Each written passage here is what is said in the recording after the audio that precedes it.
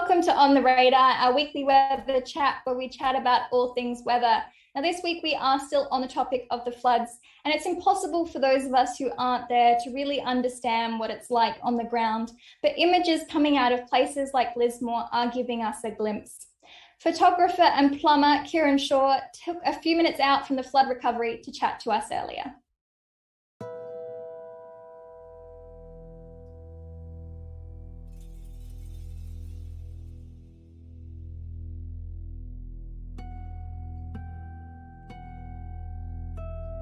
You know, I'm a plumber, but I actually gave up plumbing and tried to be a photojournalist for a while. Before I had children, you know, I'd really accepted that I would just knuckle down for this time and get kids to the age they need to be. I don't know, I think sometimes things are put in your way for a reason so that your vision can be used for something, you know, and I'm quite grateful that I'm able to, my photographs are able to make an impact, you know.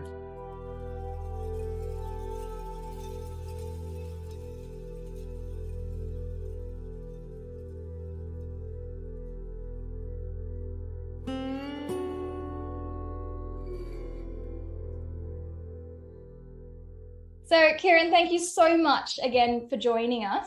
Now, you seem to be a bit of a conundrum. You're a plumber, but also a photographer. So can you tell us a little bit about yourself? Yeah, my name's Kieran Shah. I come from the Northern Territory originally. Photography, documentary photography in particular is really my passion. I don't really have holidays. I go on missions and do photo essays. But yeah, I'm a professional plumber. That's what I do for a living. I did give up plumbing at one stage and before I had children and tried to be a photojournalist for a bit. But yeah, I really do love photography, but most of my work now is plumbing and just, looking after my girls, and that's my life really, being a plumber.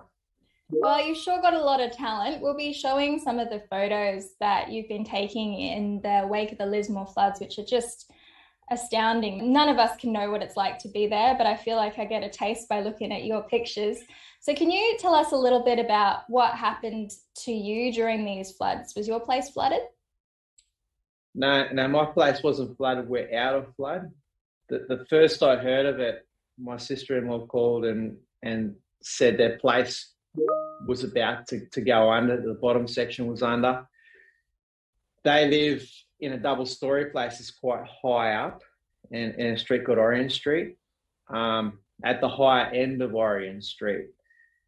So my brother-in-law and sister-in-law came over, and that was quite early, and they were quite shaken by it all. It was beyond anything that they had expected.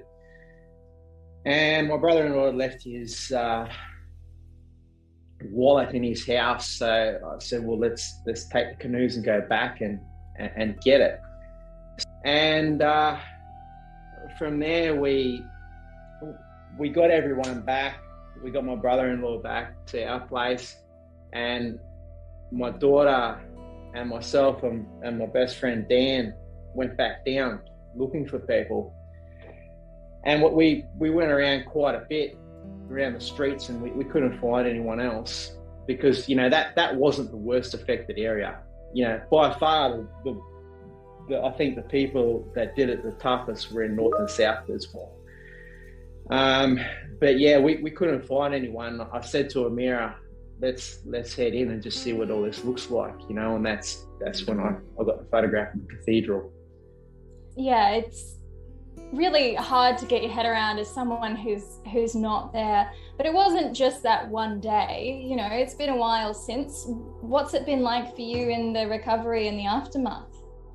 It's been really hectic and quite heartbreaking to see so many people doing it as tough as they can, because it's gone from first world to third world in an instance, and there's a lot of people that really need help. Like it's gutted their places. They've lost everything they own, their photographs, their everything. It's just been taken away. and their houses have been covered in mud, and it's gone through the ceilings, and ceilings have fallen down. Like, I think everyone's done really well, and it's quite incredible to see so many people out there helping, giving for nothing. It's just the whole, the place has just completely changed. To people are really taking care of one another. It's incredible. What's it been like for you to get to really document history in the way that you have with your photographs? Can you tell us about a few of the photographs you've taken and why you chose to take those images? Look, in all honesty, I think it's very important to know what you're supposed to be doing at the particular time.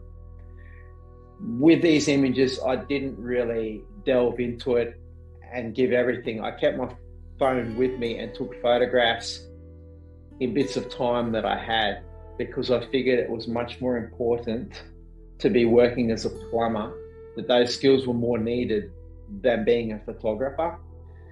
So, I mean, it's been great to be able to get images, but it's really tragic.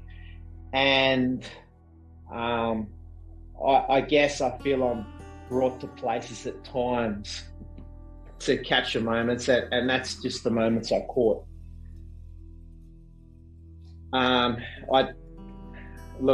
If my images can do some good, then that's what I want, and it's fulfilled its purpose. So that's the way I feel. Yeah, that if those images can do some good, then I've done my job. Yeah. From what I've seen online, you're being described as a bit of a local hero around Lismore. You've been doing a lot of emergency plumbing for people in the aftermath. I don't class myself as heroic in the least. I'm just doing what I can. I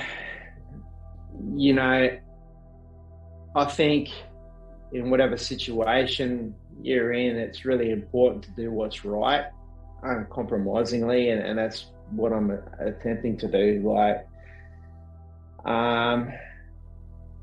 But no, there's a lot of people doing a lot more than I am. There's just so much to do that it's quite overwhelming.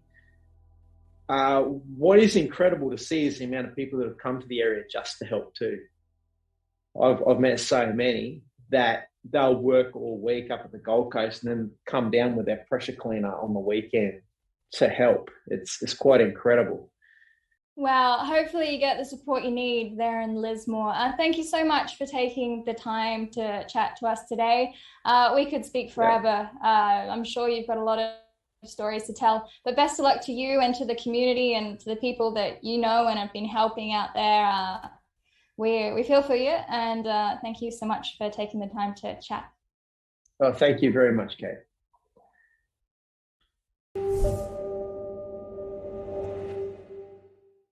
Thanks again for joining us, Kieran.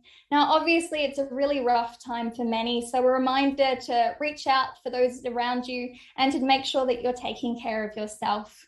If you would like to help, the ABC has compiled a list of organisations who are taking donations and goods for those in need. So until next week, I'm Kate Doyle, and this has been On the Radar.